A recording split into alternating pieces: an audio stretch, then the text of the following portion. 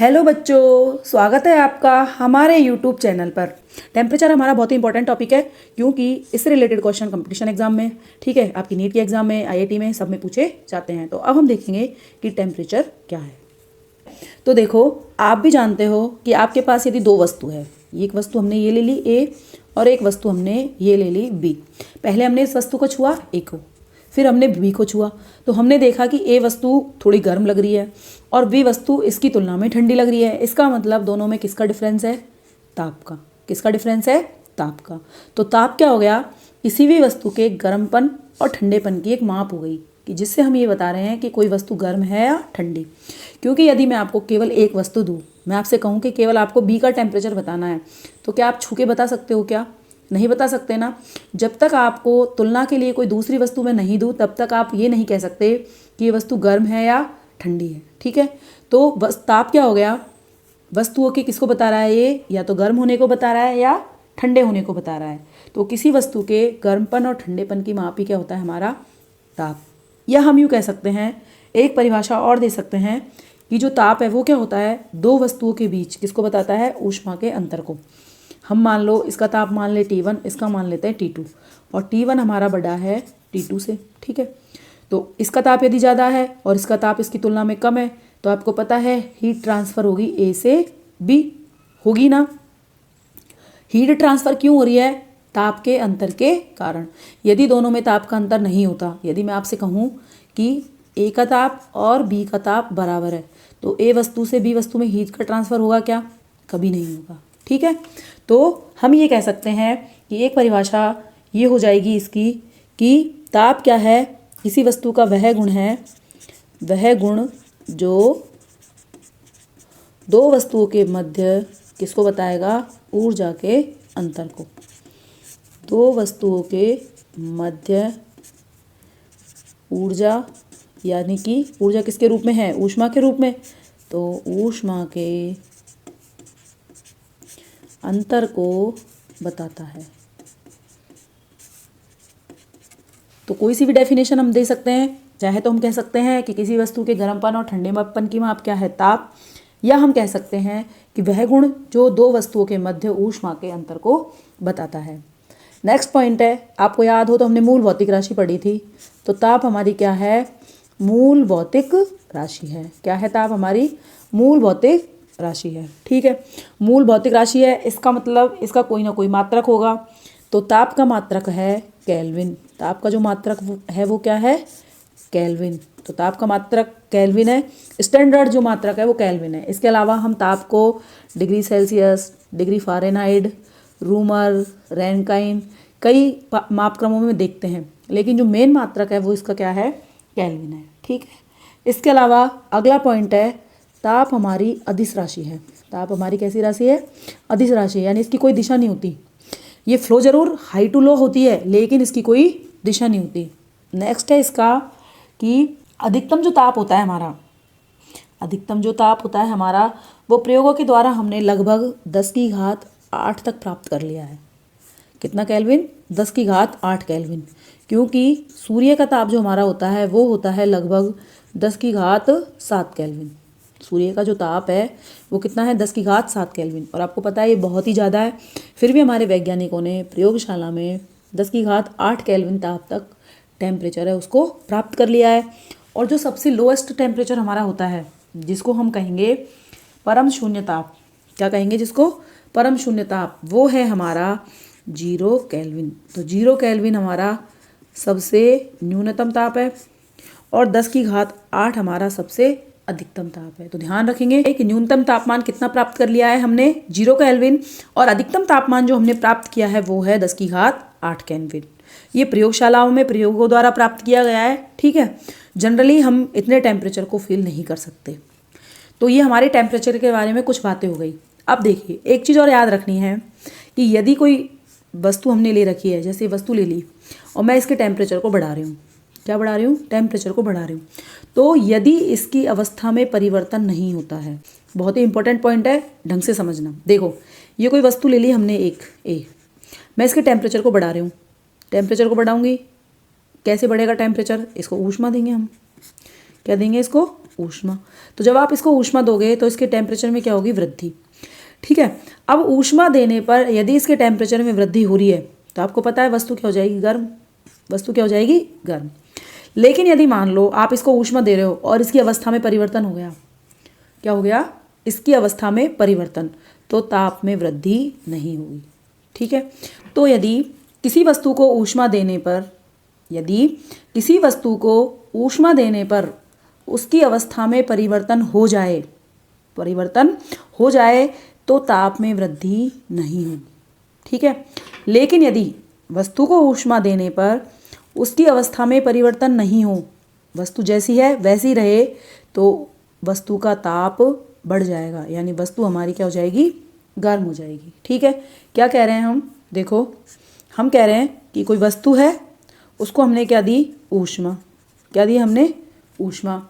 तो वस्तु को ऊष्मा देने पर यदि इस वस्तु की अवस्था में परिवर्तन हो जाए, टिक्का मतलब है हो जाए, ऊष्मा देने पर अवस्था परिवर्तन हो जाए तो ताप में कोई परिवर्तन नहीं होगा। लेकिन यदि ऊष्मा देने पर अवस्था परिवर्तन नहीं हो तो ताप में वृद्धि होगी। क्या होगी? ताप में वृद्धि, यानी इसका ताप बढ़ जाएगा। ठीक है, उल्टा भी होता है। उल्टा कैसे होता है? यदि आप इस वस्तु से ऊष्मा ले रहे हो, और वस्तु की अवस्था में परिवर्तन नहीं हो रहा है तो वस्तु हमारी क्या हो जाएगी? ठंडी हो जाएगी। ठीक है, वापस समझिए इस पॉइंट को। देखिए, यदि ये कोई वस्तु है, इसको हमने क्या दी? ऊष्मा। क्या दे रहे हैं हम इसको? ऊष्मा। तो ऊष्मा देने का मतलब है वस्तु को गर्म कर रहे हैं हम। ठीक है, तो ऊष्मा देने पर वस्तु हमारी क्या हो रही है? गर्म हो रही है। गर्म हो रही है ना? गर्म हो रही है, इसका मतलब ताप में वृद्धि हो रही है।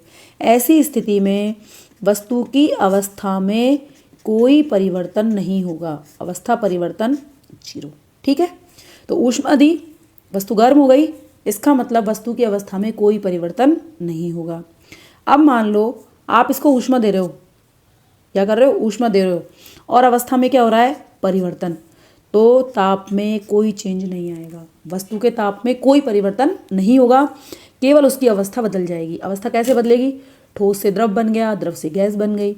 ठीक है, अब उल्टा कैसे होता है? यदि मान लीजिए आपने इस वस्तु से ऊष्मा ले ली, बाहर की तरफ लगा रहे हैं तीर, इसका मतलब हम इससे क्या ले रहे हैं? ऊष्मा ले रहे हैं। ऊष्मा ले रहे हैं, इसका मतलब इसके ताप में कमी कर रहे हैं। इसका मतलब वस्तु क्या हो रही है? हमारी ठंडी हो रही है, तो T हमारा गिर रहा है। ठीक है, तो इस अवस्था में अवस्था परिवर्तन नहीं होगा। लेकिन यदि आप ऊष्मा ले रहे हो और वस्तु के ताप में कोई परिवर्तन नहीं हो रहा, तो ऐसी स्थिति में वस्तु की अवस्था बदल जाएगी। तो सीधी सी बात है कि यदि ऊष्मा का लेन देन हो रहा है, ठीक है, और वस्तु के ताप में कोई परिवर्तन नहीं हो रहा, ऊष्मा के, क्या कह रहे हैं हम? ऊष्मा के लेन देन के दौरान, लेन देन को क्या कहते हैं? आदान प्रदान। तो ऊष्मा के आदान प्रदान के दौरान यदि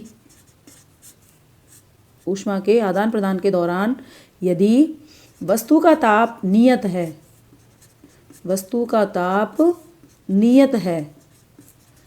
तो वस्तु की अवस्था में परिवर्तन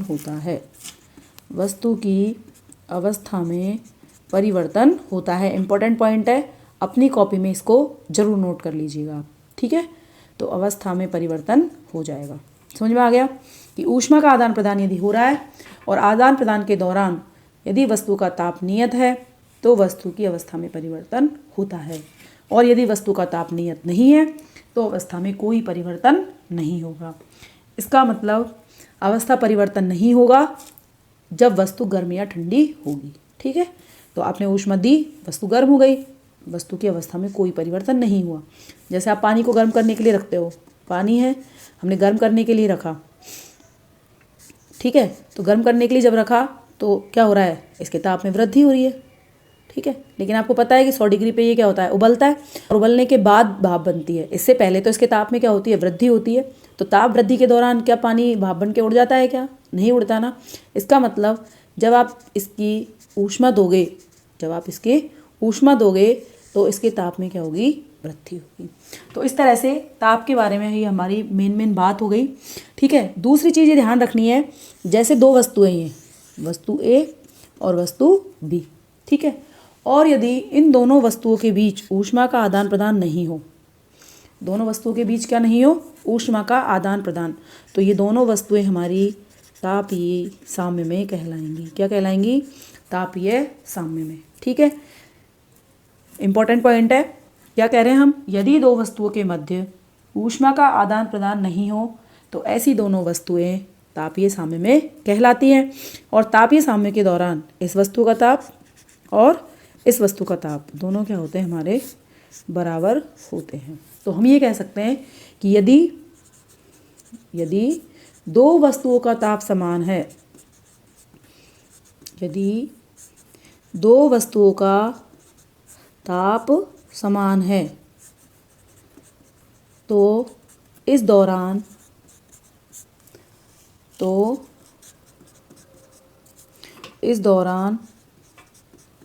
ऊष्मा का आदान प्रदान नहीं होगा, ऊष्मा का आदान प्रदान नहीं होगा और वस्तुएं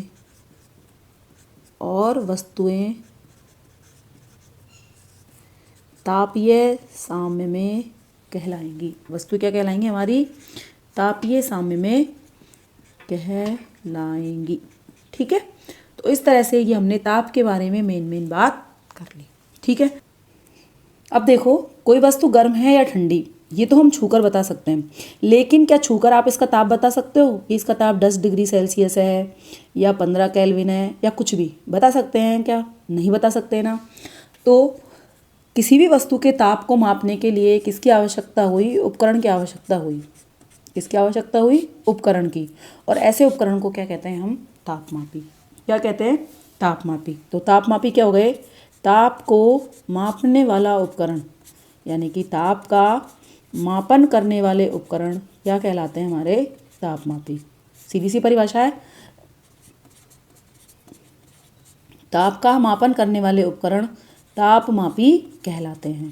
ठीक है, तो तापमापी की सहायता से हम क्या कर सकते हैं? किसी भी वस्तु का ताप ज्ञात कर सकते हैं कि इस वस्तु का ताप कितना। तो इस तरह से ताप का मापन करने वाले उपकरण क्या कहलाते हैं? तापमापी कहलाते हैं। ठीक है, अब हम किसके बारे में पढ़ेंगे? तापमापी के बारे में पढ़ेंगे। तो जनरली जो हमारी तापमापी काम में आती है, जनरली जो आपने तापमापी देखी है, जो हमारी तापमापी काम में आती है, वो हमारी है द्रव तापमापी। कौन सी तापमापी है? द्रव तापमापी। सामान्यतः जो हम काम में लेते हैं वो हमारी कौन सी है? द्रव तापमापी, क्योंकि इसमें क्या भरा होता है? द्रव भरा होता है। क्या भरा होता है? इसमें द्रव भरा होता है। तो एक कांच की नली होती है पतली सी, और इस पतली सी नली में क्या भरा होता है? द्रव भरा होता है, इसलिए इसका नाम क्या पड़ गया? द्रव तापमापी। ठीक है, तो ये हमारी द्रव तापमापी होती है, और इसमें कांच के अंदर किसको भरा जाता है? द्रव को भरा जाता है। तो इसमें हम द्रव के रूप में या तो काम में लेते हैं एल्कोहल को, या किसको काम में लेते हैं? पारे को काम में लेते हैं। ठीक है, तो ये तो हमारी हो गई द्रव तापमापी। द्रव तापमापी क्या होंगी? एक कांच की नलिकाएं होती हैं और उनमें द्रव भरा होता है, और द्रव के रूप में क्या भरे होते हैं? एल्कोहल या पारा। इसके बाद दूसरी तापमापी आई हमारी गैस तापमापी। कौन सी तापमापी आ गई? गैस तापमापी। तो नाम से स्पष्ट है कौन सी तापमापी है? गैस तापमापी। इसका मतलब इन तापमापियों में क्या भरी होती है? गैस भरी होती है। तो ऐसी तापमापी जिनमें गैस का उपयोग किया जाता है वो हमारी क्या कहलाती हैं? गैस तापमापी। ठीक है, इसके अलावा एक तापमापी और प्रचलन में हमारी, वो है हमारी प्रतिरोध तापमापी। कौन सी है? प्रतिरोध तापमापी। प्रतिरोध तापमापी। इनका नाम प्रतिरोध तापमापी इसलिए रखा गया है क्योंकि इनमें हम प्लेटिनम नाम की एक धातु है, प्लेटिनम नाम की एक धातु है जिसका अत्यधिक गलनांक होता है, जिसका अत्यधिक तो गलनांक होता है। ठीक है, और इसका उच्च प्रतिरोध ताप गुणांक, अल्फा हमने पढ़ा है, वो होता है उच्च, अल्फा उच्च होता है, यानी उच्च प्रतिरोध ताप गुणांक होता है। इसलिए हम प्रतिरोध तापमापी में प्लेटिनम को काम में लेते हैं। ठीक है।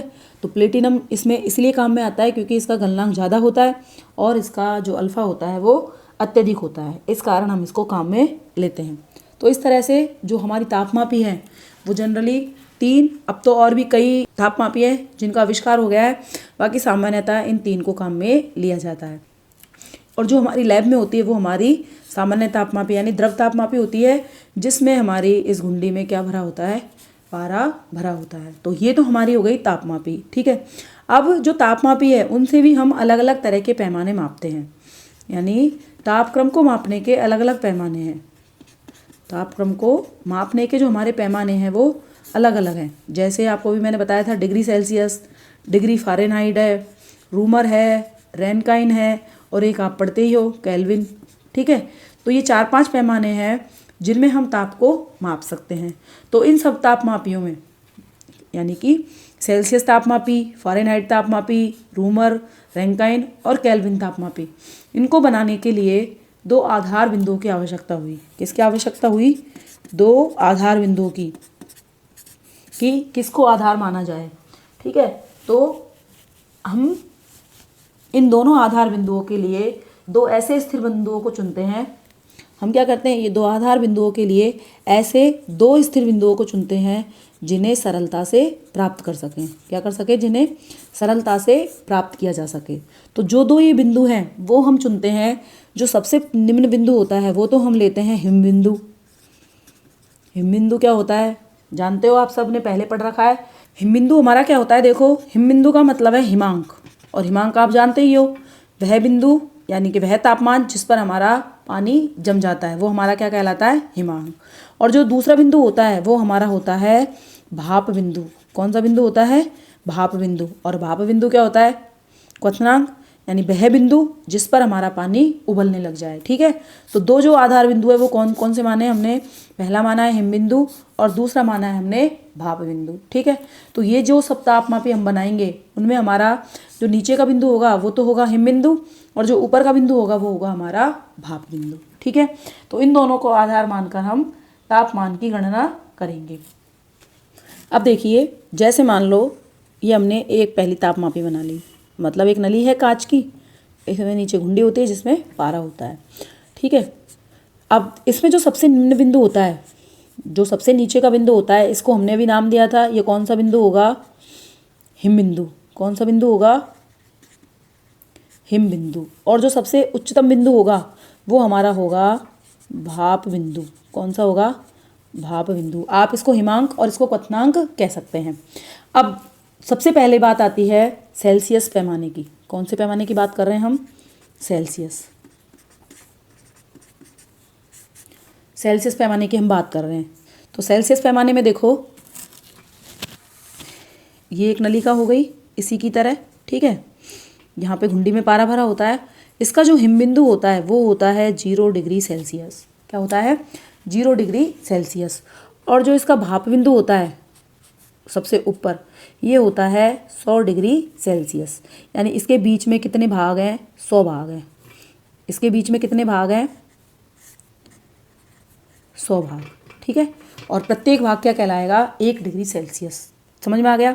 तो सेल्सियस तापमापी क्या हो गई? सेल्सियस तापमापी वह हो गई जिसमें हिमांक बिंदु तो 0 डिग्री सेल्सियस होता है और भाप बिंदु 100 डिग्री सेल्सियस होता है। क्या कहलाती है? सेल्सियस तापमापी कहलाती है। और इसका प्रत्येक भाग 1 डिग्री सेल्सियस के बराबर होता है, ठीक है। समझ में आ गया? और इसको सबसे पहले बनाया गया था 1742 में। सेल्सियस वैज्ञानिक का नाम था और उन्हीं के नाम पर इनका नाम रख दिया गया। स्वीडन के रहने वाले थे। तो इतने डिटेल से हमें कोई मतलब नहीं है, ठीक है। आपको वैज्ञानिक के नाम से कोई काम भी नहीं है, केवल यहाँ ध्यान रखना है कि हिम बिंदु कौन सा है और भाप बिंदु कौन सा है। दूसरा तापमापी है हमारा फ़ारेनहाइट। कौन सा? फ़ारेनहाइट। फ़ारेनहाइट, ठीक है। फ़ारेनहाइट तापमापी। फ़ारेनहाइट तापमापी में जो हिम बिंदु होता है, ठीक है, वो होता है हमारा 32। कितना होता है? 32। तो ये वाला बिंदु हो गया 32 डिग्री फ़ारेनहाइट। और जो भाप बिंदु हमारा होता है, जो हमारा भाप बिंदु होता है वो होता है 212 डिग्री फ़ारेनहाइट। कितना हो गया 212 डिग्री फ़ारेनहाइट। तो 32 और 212 के बीच में कितने हो गए, 212 में से 32 माइनस कर लीजिए आप, 180 भाग आएंगे। कितने आएंगे 180 भाग। तो 212 और 32 के बीच में 180 भाग आएंगे।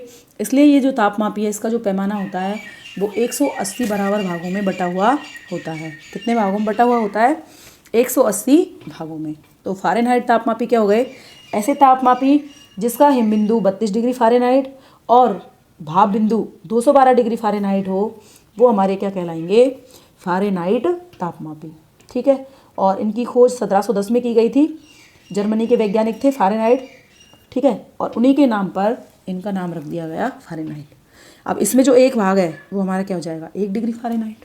इस तरह से ही हो गई हमारी फ़ारेनहाइट तापमापी। इनकी डिटेल आप अपनी कॉपी में साथ के साथ मैं बोल रही हूँ लिखते जाना। नेक्स्ट है हमारी रूमर।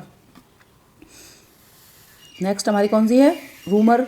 केल्विन ले सकते हैं, रूमर ले लो। पहले मैंने रूमर बोल दिया तो मैं रूमर बता देती हूँ। रूमर तापमापी, कौन सी की बात कर रहे हैं हम, रूमर तापमापी की। ठीक है। तो रूमर तापमापी में क्या होगा, रूमर तापमापी में जो हमारा रूमर पैमाना होगा उसमें हमारा जो हिमांक होगा वो होगा 0 डिग्री रूमर।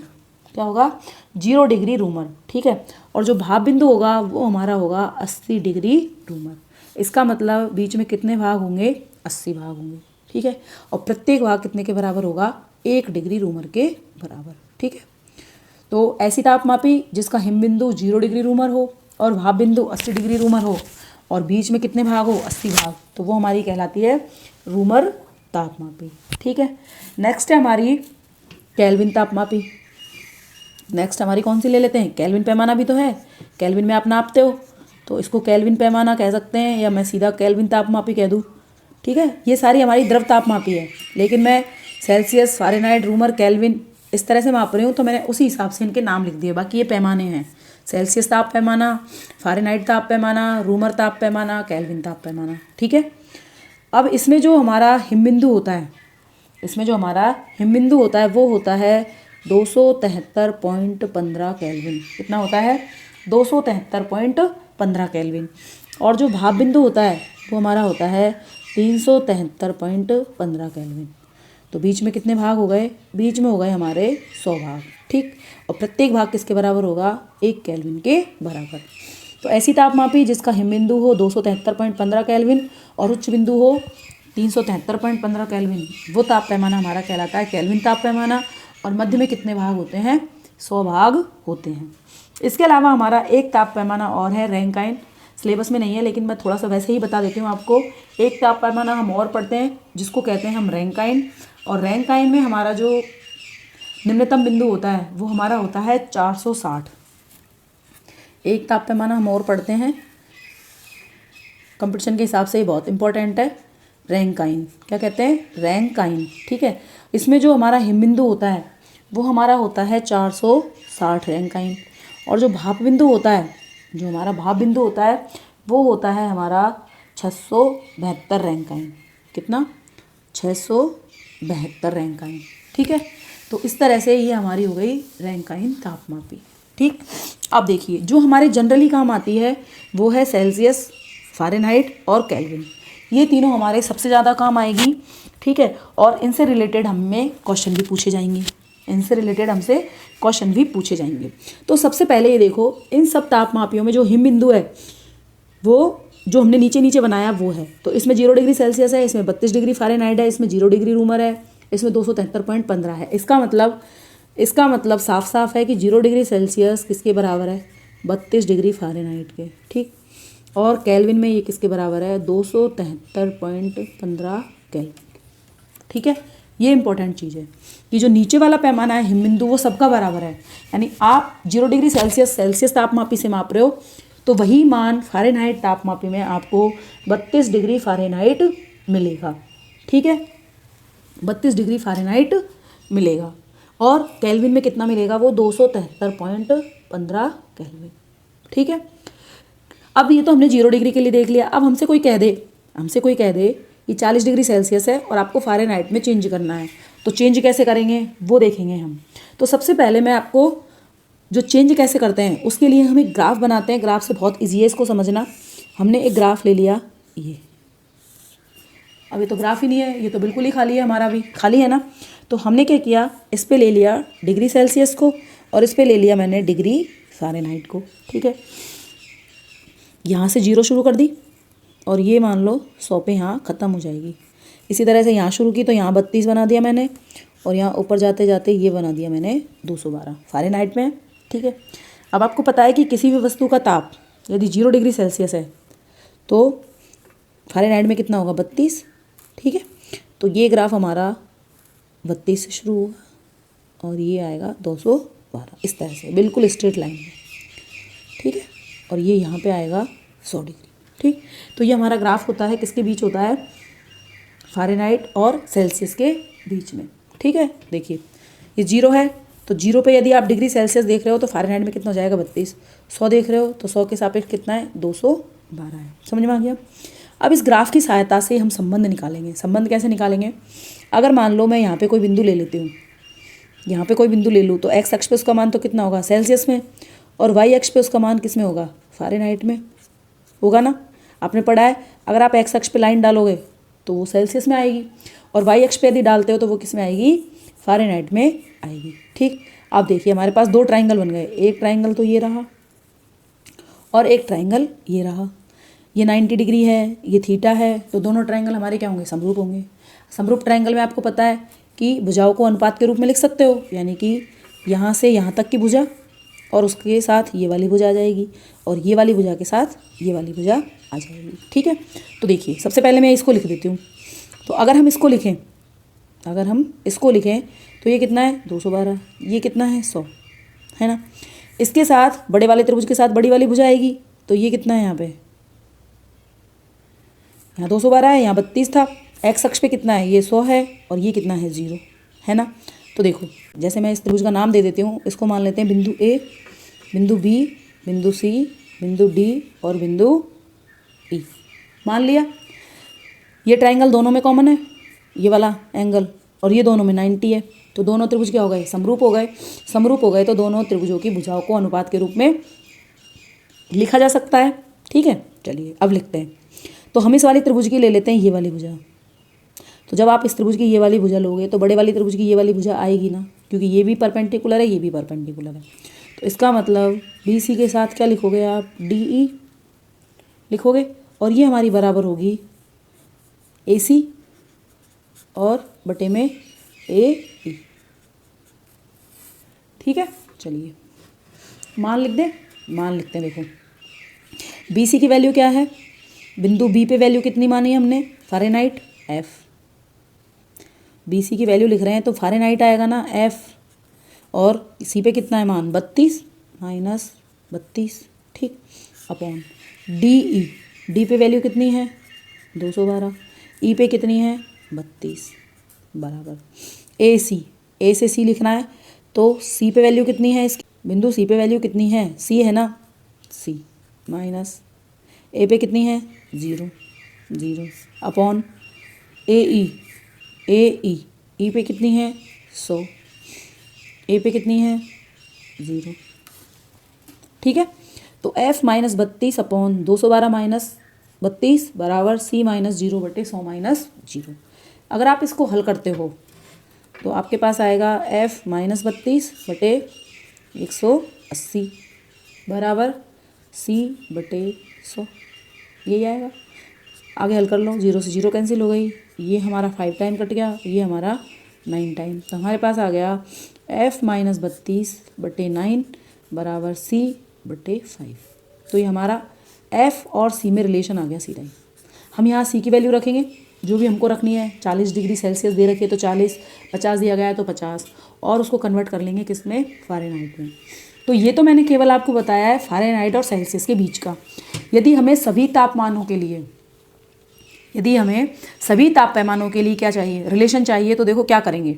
यहाँ देखिए f माइनस 32 किया है, c माइनस 0 किया है, तो f का ये क्या है, हिम बिंदु, ये c का क्या है, हिम बिंदु। ठीक है, नीचे आओ, 212 माइनस 32 किया है, 212 क्या है, भाप बिंदु, 32 क्या है, हिम बिंदु, यानी भाप बिंदु में से हिम बिंदु को घटाया है, तो यहाँ भी भाप बिंदु में से हिम बिंदु को घटाया है। तो हम एक जनरल फॉर्मूला लिखेंगे इसके लिए जो सबके लिए लागू होगा। ठीक है, उसकी सहायता से आप किसी भी तापमापी के लिए फॉर्मूला निकाल सकते हो। ठीक है, तो फॉर्मूला क्या बनेगा हमारा, देखो फॉर्मूला बनेगा हमारा, यहाँ पे तो हम कोई भी जो पैमाना है उसको लिखेंगे, जैसे डिग्री सेल्सियस है तो डिग्री सेल्सियस में मान है, फ़ारेनहाइट है तो फ़ारेनहाइट, यानी कि किसी भी तापमापी का पाठ्यांक,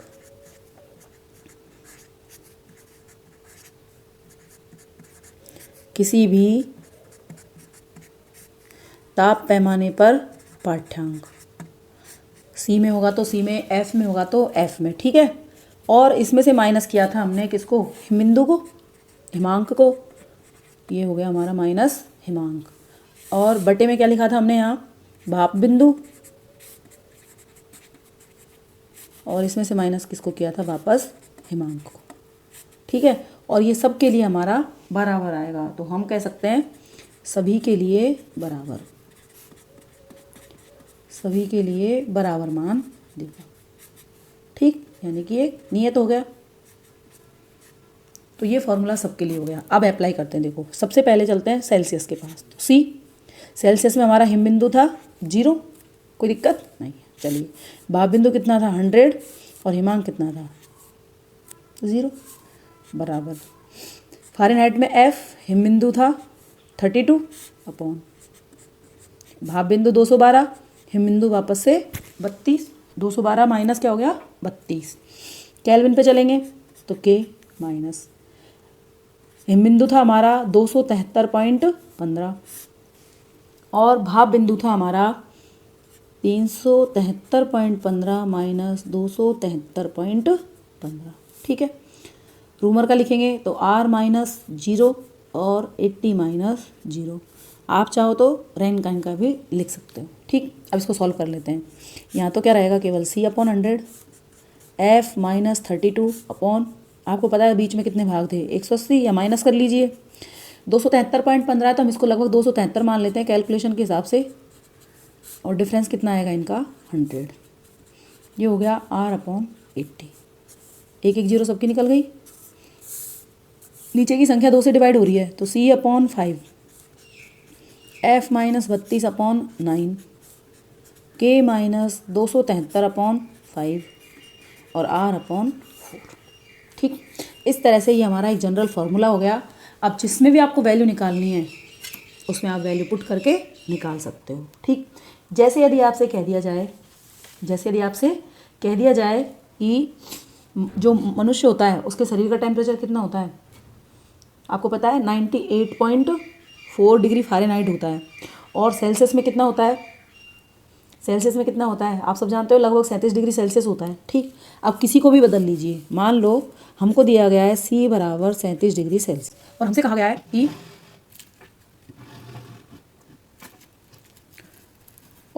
गया है कि इसको किस में बदलना है, आपको फ़ारेनहाइट में कन्वर्ट करना है, ठीक है। तो देखिए C और F चाहिए तो इन दोनों को ले लें, तो C upon 5 equals to F minus 32 upon 9। अब क्या करें, वैल्यू रख दें, C की जगह 37, तो चलिए वैल्यू रखते हैं। तो इसके आगे यहाँ हमने वैल्यू रख दी 37 upon 5 equals to F minus 32 upon 9। हल कर लेते हैं, 9 इधर आ जाएगा हमारा, तो 37 into 9 upon 5 equals to F minus 32। हल कर लेते हैं, 9 को इससे मल्टीप्लाई कर दो, 9 को क्या करोगे 37 से मल्टीप्लाई, कितने आएंगे, देखो 9 को 7 से मल्टीप्लाई करो 63, 63 का क्या लिखेंगे हम 3, 6 कैरी हो गई, और 9 को 3 से मल्टीप्लाई करोगे तो 27, और 27 में कितना ऐड करोगे 6, तो 27 और 6 हो गए हमारे 33 अपॉन 5, ठीक है। 5 का इसमें डिवाइड कर दो, या एक तरीका है 2 से ऊपर नीचे मल्टीप्लाई कर दो, F माइनस 32, ठीक। अगर आप 2 से मल्टीप्लाई करते हो तो 666 अपॉन 10 बराबर F माइनस 32, 10 का डिवाइड करेंगे तो 66.6 बराबर F माइनस 32, 32 इधर आ जाएगा, तो F बराबर हो गया 66.6 प्लस में 32, हल कर लो, 0.6, 6 और 2 8 और 6 और 3 9, 98.6 किस में आया ये F में, F लिखा हुआ है ना, तो 37 डिग्री सेल्सियस हमारा कन्वर्ट हो गया 98.6 डिग्री फ़ारेनहाइट में।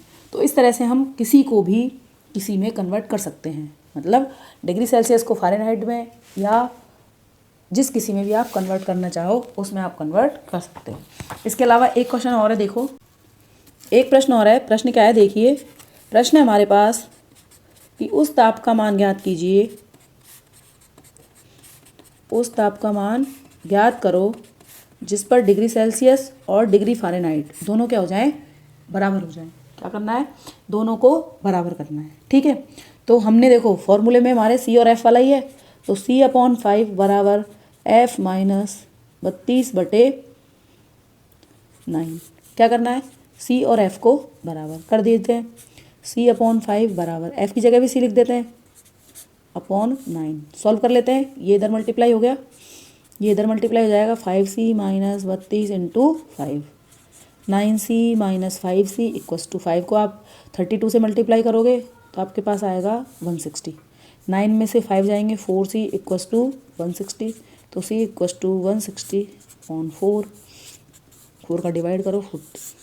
इसका मतलब 40 डिग्री सेल्सियस और 40 डिग्री फ़ारेनहाइट दोनों हमारे ऐसे टेम्परेचर है जिस पर ये दोनों क्या आएंगे, बराबर आएंगे। सही क्या है कि हमने देखिए ये हमारा माइनस का है, यहाँ पे माइनस है ये, तो -40 डिग्री यानी कि -40 डिग्री सेल्सियस। तो -40 डिग्री ऐसा ताप है जिस पर हमारे सेल्सियस पैमाना और फ़ारेनहाइट पैमाना दोनों बराबर होंगे। तो इस तरह से आप कोई सा भी प्रश्न कर सकते हैं। जैसे आपसे कह दिया जाए कि 0 केल्विन को किस में बदलिए, डिग्री सेल्सियस में, यहाँ पे क्या वैल्यू आएगी, तो 0 केल्विन को डिग्री सेल्सियस में बदलने के लिए सेल्सियस और केल्विन वाली लाइन लेंगे, तो यानी C/5 equals to K minus 273/5। ठीक, 5 से 5 कैंसिल हो गया, केल्विन की जगह क्या लिखना है, 0, तो C इक्वस टू 0 माइनस 273 यानी C इक्वस टू आ गया -273 केल्विन। तो ध्यान रखना है कि 0 केल्विन -273 डिग्री सेल्सियस के बराबर होता है। 0 केल्विन किसके बराबर होता है, -273 डिग्री सेल्सियस के, और इसे हम कहते हैं परम शून्य ताप। आगे पढ़ेंगे डिटेल से, इसे क्या कहते हैं, परम शून्य ताप। तो 0 केल्विन को कहा जाता है परम शून्य ताप और इसकी वैल्यू होती है -273 डिग्री सेल्सियस। ठीक, इस तरह से हमारी जो ताप पैमाने हैं वो कंप्लीट हो गए। किस तापमान को किस तरह से चेंज करेंगे वो हमने इस वीडियो में कंप्लीटली सीख लिया है। उम्मीद है आपको समझ में आया होगा। फिर मिलते हैं एक नई वीडियो में, तब तक के लिए टेक केयर, बाय बाय।